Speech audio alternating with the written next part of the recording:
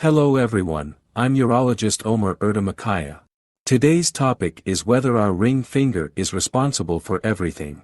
What does it have to do with everything? There are about 900 publications in the literature comparing the relationship between the index and ring fingers. What does it mean to have a long index or ring finger? If you are exposed to more testosterone in the womb, the ring finger is longer. And if you are exposed to estrogen, the index finger is longer. In foreign studies, this is called the second to fourth digit ratio, the ratio between the second and fourth fingers. So what happens when you are exposed to more testosterone in the womb? Neurological and physical conditions become more masculinized in the baby due to testosterone. In other words, there is a big difference between testosterone exposure in the womb and testosterone exposure after birth, in terms of the baby's development.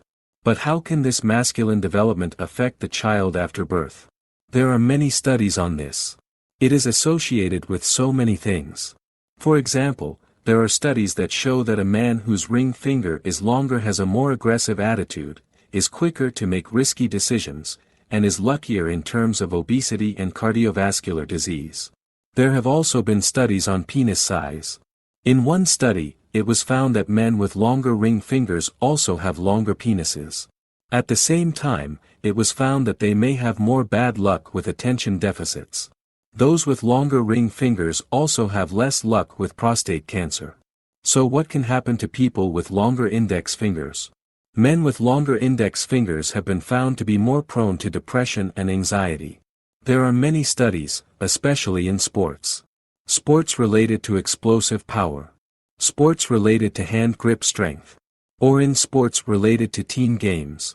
Especially in sprinters, that is, in sports related to the 100 to 200 meter race. It has been determined that those with a longer ring finger may be luckier. There are really many studies on this. One of the most interesting studies is on male-female relationships. It has been determined that men who listen to women more, compliment women more, spend more time with women are men with longer ring fingers. Of course, just because it has been determined like this does not necessarily mean that it will be like this. There is no point in looking at the ring and index finger when choosing a spouse. Nor is it necessary to look at the ring and index fingers when choosing a man for the soccer field. Of course, an innate talent for sports and artistic activities is very important. But one should never limit oneself just because the fingers are different. One should be able to develop in any direction one wishes. These are just studies of colonization. They have been done on millions of people. Just because they have been done on millions of people does not mean they are correct.